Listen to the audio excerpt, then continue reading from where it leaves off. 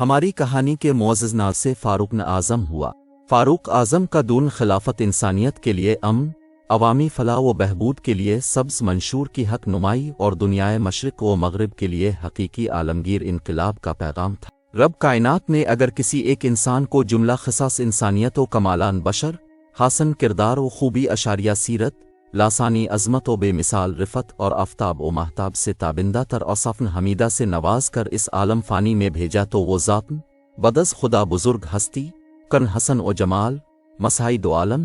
تاجدار نبوت، امام الانبیاء، نب آخر ازما محمد مصطفیٰ صلی اللہ علیہ وآلہ وسلم کی ذات اقدس ٹھہری۔ میرے آقائے نامدار رحمت العالمین کی بست ہوئی تو آپ اپنی ذات میں علم آدم کے امین، تبلیغ نو کے علمبردار، خلیل اللہ کی دعا، حسن یوسف کی صورت اکمل، موسیٰ کے جلال کی تصویر، صبر ایوب کی مظہر اور حلم و کمال نیسا ٹھہرے۔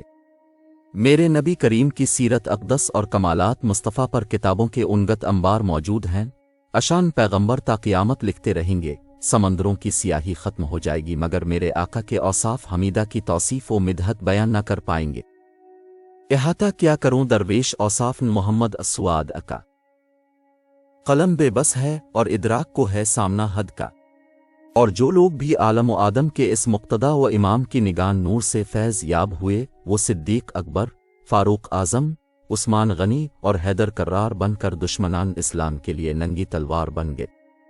اور اسی نظام جہد و عدل کے دائی سپاگر صلاح الدین ایوبی، طارق بن زیاد، یوسف بن تاشفین، سلطان محمد فاتح اور ٹیپو سلطان کی صورت طوفانی میں عالم دہر و باطل کی قوتوں کے لیے ہیبت بنے رہے۔ میرا حق الایمان ہے کہ پاک اہل بیت، خلفائے راشدین اور صحابہ کرام کے تمام تر اوصاف و صفات اور سیرت و کردار کی عظمتیں رسول کامل و برحق کی باکمال حجت و تربیت کا اثر شیریں ہیں۔ ہماری کہانی کے معزز ناظرین، آج سیدنا عمر فاروق رضی اللہ عنہ کی اس باکمال و صاحب جلال ہستی پر قلم اٹھاتے ہوئے بھی لہو میں جذباق عجب اور آنکھوں میں سرخی و نم اتر آئے ہیں کہ جو مراد رسالت مآب اور انتخاب نظر نبوت ہے۔ ذرا سوچیں کہ فاروق اعظم کی اس ہست کمال و خوبی کا عالم کیا ہوگا کہ جس کی ذات کو کامل و اکمل نظر پیغمبر حق نے اسلام کی سر بلندی سے منسوب فرما کر بارگاہ الہی میں یہ دعا فرمائی کہ عمر بن خطاب کے ذریعے اسلام کو طاقت و عزت عطا فرما۔ بلا شبہ تمام صحابہ اجمین مریدان رسول و عشاق نبی ہیں، لیکن سیدنا فاروق الف عظم مرید رسول ہونے کے ساتھ ساتھ مراد رسول اور منشائے رسالت بھی ہے۔ یہ باکمال رسول برحق کی صحبت مجلس و محفل اور نگان فیض کا معجزہ ہی تھا کہ جس نے عمر بن خطاب کو حق و باطل میں فرق کرنے والا فاروق اعظم بنا کر فخر ملت اسلامیہ بنا دیا۔ اب فرماتے ہیں کہ جب میں کلمہ توحید پڑھ کر حلقہ بگوش اسلام ہوا تو میرے قبول اسلام کی خوشی میں حضرت ارقم کے گھر میں موجود تمام مسلمانوں نے اس قدر زور سے نعرہ تکبیر بلند کیا کہ واقع مکہ کے ہر کونے تک سنا گیا۔ پھر سب مسلمان اس گھر سے دو صفیں بنا کر نکلے، ایک صف میں سیدنا حمزہ اور دوسری صف میں سیدنا عمر۔ مسلمانوں کے ہمراہ کعبۃ اللہ میں داخل ہوئے تو قریش نے مجھے اور حضرت حمزہ کو دیکھ کر لب کھولنے کی جرت نہ کی۔ اس دن رسول اللہ نے حضرت عمر کو فاروق کا لقب عطا فرمایا، جو اس بات کا اعلان تھا کہ اصل ان زمانے کے سامنے ظاہر ہو کر حق و باطل کا فرق واضح ہو گیا۔ اب پیغمبر اشاریہ اسلام کے سچے فدائی و شیدائی اور اشاعت دین کے لیے اب کا کردار و خدمات تاریخ کا سنہرا باب ہے۔ اب کی سیرت و کردار کا مطالعہ کرنے والے غیر مسلم بھی اب کو تاریخ کا عظیم ترین حکمران ہی نہیں بلکہ یہ کہنے پر بھی مجبور ہیں کہ اگر ایک عمر اور ہوتا، اتنی عمر اور ہو زندہ رہتا تو دنیا میں سوائے اسلام کے دوسرا کوئی مذہب مقتدر نہ ہوتا۔ تاریخ گواہ ہے کہ سیدنا عمر فاروق نے اپنے 10 سالہ دور خلافت کے مختصر عرصہ میں دنیائے اسلام کا نقشہ بدل کر اسلامی ریاست کو جن سرحدوں اور عظمت اور رفت تک پہنچایا، اس کے سامنے یونان کے سکندر اعظم، سلطنت روما کے جولیس سیزر اور قیصر و کسریٰ سمیت دنیا کے تمام عظیم فاتحین کے کارنامے بھی بسد ہیچ نظر آتے ہیں۔ فاروق اعظم کی تقلید کے دعویٰ کرنے والے سیاست دان اور ننگ اسلاف حکمرانوں کو یاد رہے کہ ان کی اصلاحات کا یہ عالم تھا کہ پولیس، ڈاک، سرائن، شہرات اور طب و جراحی سمیت ایسے انقلابی اقدامات فرمائے کہ آج کسی بھی ریاست میں ان اقدامات کے بغیر نظام حکومت و معاشرت چلانا ہی ناممکن نظر آتا ہے۔ ہماری کہانی کے معزز ناظرین، افسوس کہ آج ہمارے میدان سیاست میں فاروق اعظم جیسی اسلامی فلاحی ریاست کا نعرہ لیڈروں کا ایک انتخابی نعرہ، سیاسی دھوکہ اور ریاستی فریب بن کر رہ گیا ہے۔ اپنے عوام الناس کی خوشحالی کے لیے جو عظیم الشان اقتصادی و معاشرتی نظام نافذ کیا، اس کی مثال انسانی تاریخ میں کہیں اور موجود نہیں۔ میرا دعویٰ ہے کہ آج بھی اگر وہ مثالی نظام سیاست و ریاست اختیار کیا جائے تو ریاست سے بھوک و افلاس، بیماری اور جہالت کے سیاہ بادل چشم زدن میں چھٹ سکتے ہیں، مگر اس کے لیے کون ایسا حکمران ہے جو یہ اعلان کرنے کا حوصلہ رکھ تاہو کہ دجلہ و فرات سے نیل تک اگر ایک فرد بھی بھوکا پیاسا و بے لباس، مظلوم و مجبور رہا تو روز قیامت مجھے اس کا حساب دینا ہوگا۔ کون ایسا حکمران ہے جسے اب کی طرح انسانی فلاح و بہبود کی دن رات فکر دامن گیر رہتی ہے؟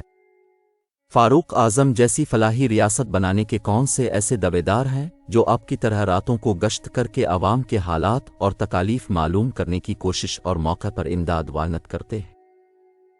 ہمارے کھرب پتی سیاست دانوں میں کون ایسا ہے جو عمر فاروق کی طرح اپنی ذات کے لیے یہ دعویٰ کر سکتا ہو کہ میرے لیے ایک گرمی اور ایک سردی کے لیے صرف 2 کپڑے ہی حلال ہیں، حج عمرہ کے لیے صرف ایک سواری درکار ہے، میری اور میرے اہل خانہ کی خوراک وہی ہوگی جو قریش کے کسی متوسط الحال فرد کی ہوتی ہے، جبکہ ہمارے حکمرانوں کے لیے کینالی کے سینکڑوں ٹائی سوٹ، 20 شیروانیاں، کھربوں کی صنعتیں اور 1000 باورچیوں خادمین کا پورا لشکر موجود ہے۔ طبی وقاص جیسے عظیم جرنیلوں کے سر رہا،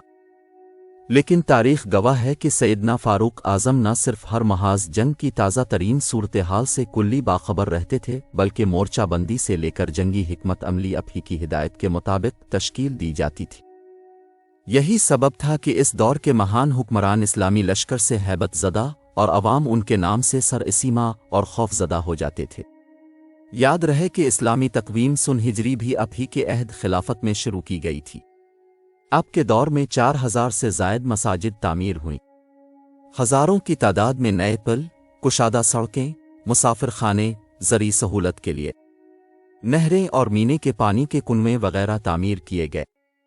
ہماری کہانی کے معزز ناظرین، اپنے عرب و عجم کے مفتوحہ علاقوں میں لاتعداد مدارس قائم کیے گئے، جہاں قرآن و حدیث، تفسیر و فقہ ہی نہیں زبان و ادب اور دوسرے علوم کی تعلیم کا اعلیٰ انتظام بھی تھا۔ مسجد نبوی کی پہلی توسیع تعمیر کا اعزاز بھی اب ہی کو حاصل ہے۔ کے 26 ذی الحج 23 ہجری کے دن ملت اسلامیہ کے دن یہ عظیم ترین جرنیل اور دوسرے خلیفہ اشاریہ راشد نماز فجر کی امامت کے دوران خنجر کے واروں سے شدید زخمی ہوئے۔ زخموں سے خون رواں تھا تو اپنے لوگوں سے پوچھا کہ مجھ پر حملہ کرنے والا کون تھا؟ صحابہ نے بتایا کہ وہ ایران سے تعلق رکھنے والا ایک پارسی غلام ابو لولو فیروز تھا۔ امیر المومنین نے فرمایا، الحمدللہ کہ میرا قاتل مسلمان نہیں ہے۔ اب یکم محرم الحرام 24 ہجری کو اپنے خالق حقیقی سے جا ملے تو آپ کی شہر نبوی میں شہادت کی دعا قبول اور دلی تمنا پوری ہوئی۔ سبحان اللہ کہ اب کو بعد از شہادت یہ عظیم مقام اور اوج مقدر نصیب ہوا کہ آپ المومنین سیدہ عائشہ صدیقہ رضی اللہ عنہ سے اجازت پانے پر سبز گنبد خضرا تلے محبوب و حبیب کبریا خاتم المرسلین صلی اللہ علیہ وسلم اور امام العاشقین سیدنا صدیق اکبر رضی اللہ عنہ کے ساتھ مدفون ہوئے۔ بلا شبہ سیدنا عمر فاروق رضی اللہ عنہ وہ عظیم ملی شخصیت ہیں کہ جنہوں نے علمی و فکری، سماجی و سیاسی، حکمی و اقتصادی اور عسکری و انتظامی غرضے کے ہر میدان علم و عمل میں عالم انسانیت و روحانیت کے لیے ایسے عدیم النظیر و قابل صد تقلید نون کوش چھوڑے کہ جن سے آج کی ترقی پذیر و ترقی یافتہ دنیا بھی رہنمائی حاصل کرنے پر مجبور ہے۔ یہ وہی فاروق اعظم تھے کہ جن کے بارے میں نبی آخر الزماں نے یہ فرمایا تھا کہ اگر میرے بعد کوئی بھی نبی ہوتا تو وہ عمر ہوتا۔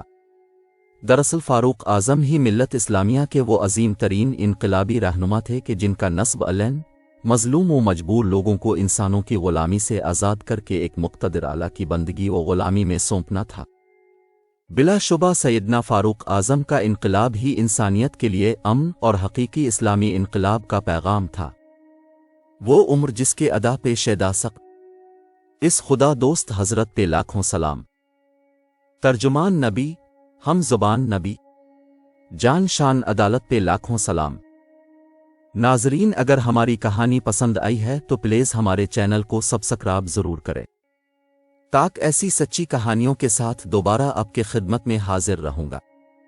شکریہ۔